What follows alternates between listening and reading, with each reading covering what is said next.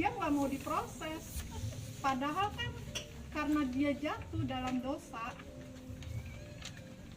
Ini Kejadian 3 berdosa. Ini Roma 3 ayat 23. Anak-anak iblis Yohanes 8 ayat 44. Akhirnya apa? Dia terpisah.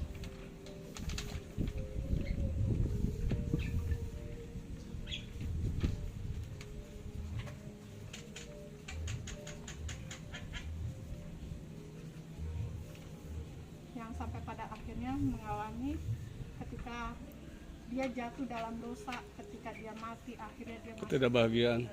neraka. Hmm.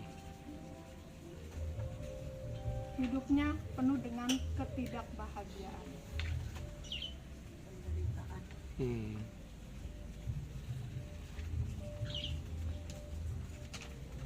Di sini hidupnya dia dikuasain oleh iblis, dikontrol oleh iblis, mau-maunya setan. Sampai akhirnya dia mengalami yang dibilang kena masalah dengan fisik Rohani. atau rohani ya. Terus masalah mental,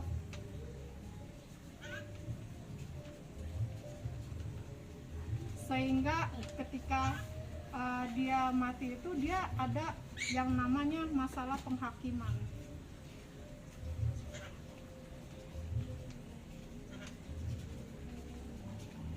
Di Lukas 19 ini kisah Lazarus ya.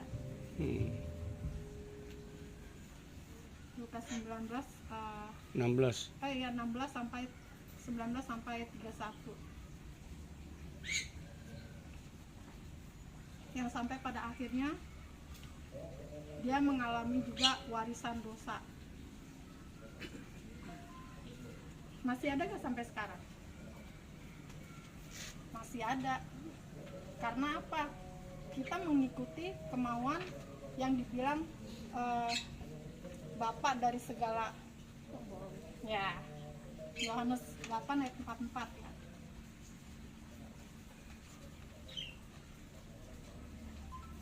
Ini di Matius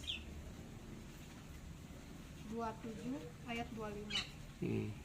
Darahnya biar ditanggung sampai pada anak-anak siapa? Anak-anak kita semua. Tetapi karena begitu besar kasih Allah akan dunia ini, sehingga kita mengalami perjumpaan. Kasih Tuhan.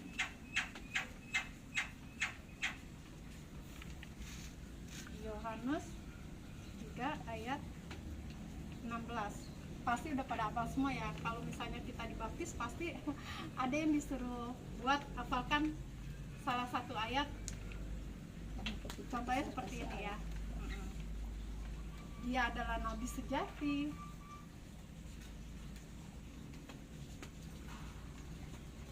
Raja sejati. Bahkan imam sejati.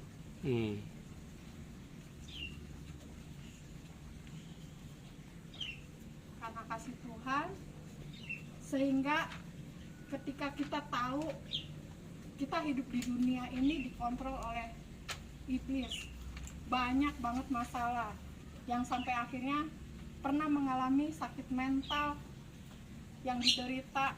Seperti tadi contohnya saya sama Pak Joko itu jam berapa ya, jam 10 berangkat ke rumah sakit Marjuki bertemu dengan Elia. Ini yang salah satu contohnya, dia mengalami gangguan kejiwaan. Tapi yang saya lihat perkembangan sekarang puji Tuhan sih agak mendingan dibanding yang pertama kita bawa masuk ngoceh terus. Tapi ngocehnya itu sebenarnya juga dia ngocehnya tentang firman Tuhan gitu. Sampai kemarin hari Kamis malam ditanya sama dokternya, apa yang kamu rasakan? Hati saya sakit katanya, perih katanya. Akhirnya dia bilang perkataan-perkataan firman yang dilontarkan ke dokter dan perawat itu, sampai dokter dan perawat itu benar-benar mendengarkan itu dengan secara apa sih, nggak tergesa-gesa, nggak bagaimana, tapi benar-benar dia seperti kayak menikmati gitu loh perkataan yang si Elia ucapkan gitu. Padahal kan ya kita tahu dia jiwanya sedang terganggu, tapi Tuhan bisa pakai dia dimanapun dia berada gitu ya. Meskipun kejiwaannya dia terganggu, tapi